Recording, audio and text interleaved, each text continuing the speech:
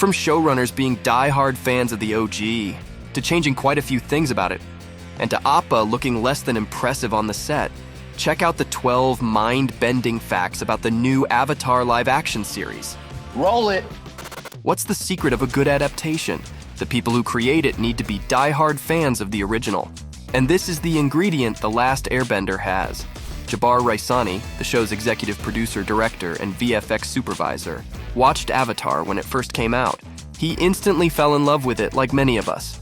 When he heard that Netflix planned to do a series based on it, Raisani did everything in his power to join the project. Is the live-action adaptation that we've always wanted. His colleague, executive producer Albert Kim, found the series through his daughter. She was a huge fan, and he decided to watch Avatar with her one day. He got hooked by the folklore reflected in the series and was happy to do the adaptation when the chance came. Now, what about the OG creators who had to keep everything in check? At first, Michael Dante DiMartino and Brian Konietzko were part of the Netflix series. Fans felt happy about it because it meant that the adaptation would probably stay true to the OG. But then they suddenly left the production because of creative differences. It was quite a blow, both for the fans and the live-action showrunners. But Raisani and Kim assure us that their departure didn't affect the series, and they still remember how The Last Airbender should be. We'll probably never truly know what made the OG creators leave, and soon, we're gonna see if their absence affected the series or not. The original series is known for being a blend of fun and serious stuff. It hits just the right balance between the two. But the adaptation is slightly different when it comes to its tone. It's a more serious show, and there's a good reason for it. The writers wanted to create a serialized Netflix drama that would appeal not only to kids. It had to feel grounded and mature and adult in that way too, Kim commented. Among other things that make it darker, the series actually shows the genocide of airbenders. Share in the comments below what you think about it. And let's not forget that the fun part wasn't completely omitted in the adaptation. The Avatar wouldn't be the Avatar without it anyway. After all, we can't forget that Aang is just a goofy little boy, even though he has a serious mission. So, the showrunners strove to make different versions of some scenes, using various degrees of silliness. Okay, let's do sillier. Let's go even sillier. Okay, now let's pull it back, Raisani recalled their days on the set. The cast was all for it. Ian Owsley, who plays Sokka, always tried adding as much humor as possible to the series, and that makes him so much more similar to his character. But it wasn't always easy for him or for everyone else. The Zuko actor Dallas Liu agrees. And it's also difficult to try to adapt the comedy in the animated series and then translate that to live action. Yeah, he's right. Sometimes in the animated show, they're doing stuff that, like, literally you physically can't do. Like, Right. you know, running around and, like, doing 6 backflips and, like, falling on your head into snow, and then Sokka just, like, walks away from it. Would actually be nice to see something like that in the live action. Anyway, let's talk more about this hilarious character. Kia Wentio, who plays Katara, revealed an interesting thing about her on-screen brother. Turns out he won't have his signature trait in the live-action series.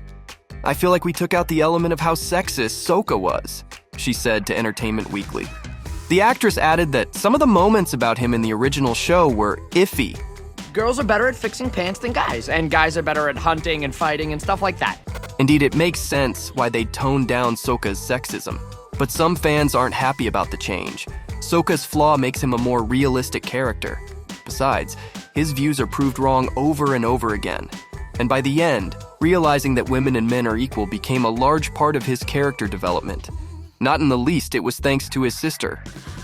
According to the showrunners, Katara won't do certain things that she did in the OG. Although they didn't get much into that, they mentioned the change in gender issues. Fans immediately thought about Katara being the maternal figure for the gang in the animated series. I think you can do it, Aang. And again, quite a few people think that removing this trait is a bad idea. Katara in the OG is quite a versatile character who can be a mother figure, a healer, and a fighter all at once. Isn't it important to preserve it for the live-action show? But even the titular character is going to be different. In the OG, Aang initially behaves like the little kid he is. Although he knows that he's the Avatar who has to defeat the Fire Lord, he's not ready for it. So he suggests to his new friends things like riding the elephant koi. But in the adaptation, they changed it. The live-action Aang has the vision from day one, and he knows that they have to go to the Northern Water Tribe as a first step in the mission. This is another moment that turns a cartoon into a serialized Netflix drama series. But many fans are disappointed that they won't see the gang's side quests, such as surfing on penguins or going on field trips.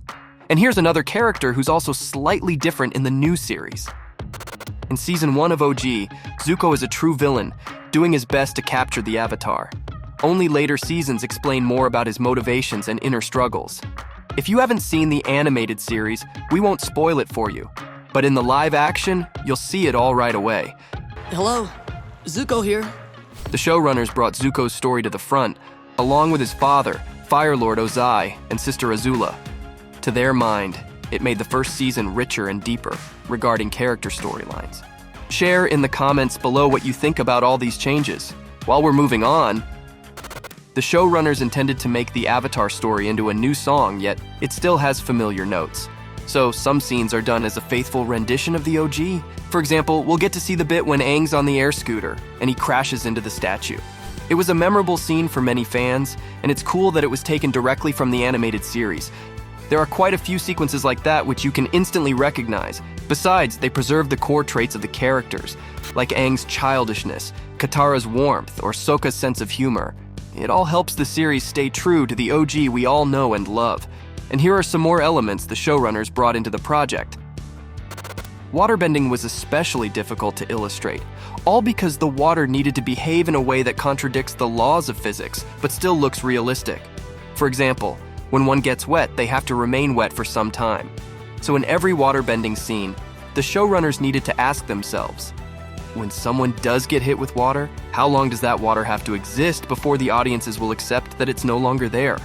Airbending was also pretty difficult because it meant finding little elements to show it, like lifting dust or leaves, or something like that. Surprisingly, fire was the easiest element when it came to realism. But whatever their power, all actors had to prepare for their roles. The casting crew got very lucky that Dallas Liu and Ian Owsley are skilled martial artists. You can even find videos of them performing as little kids. Along with other actors, they had to undergo 6 weeks of boot camp before the production began. It included intense martial arts and stunt training. Gordon Cormier, the actor behind Aang, was certainly glad to be part of this project. But for him, it was a huge challenge. No, man, that was tiring. Thankfully, it was all worth it because the result looks amazing, even in the trailer. And last but not least, here's one more important character. The entire cast was thrilled on the day Appa was ready for filming. Ian, for example, ran as fast as he could to the set to see him, but... And he's like faceless and legless. Needless to say, the actor was pretty surprised at why they called him to look at this half-done thing. And I was like, wait, this is so sick, but like, when is it done? He's like, no, it's done, it's done. Yeah, the rest is VFX. For Dallas, it was an even bigger disappointment. They were like, come check out Appa, and it was only his like right leg. I was like, okay, hey. But filming with this giant and fluffy creature was still awesome. And when the cast saw the final result, they realized how much work was put into it. Appa! Yip yip! Now, it's time for you to tell us what you expect from the Last Airbender live-action series. Share in the comments below. And then watch videos about other TV shows on OSSA movies.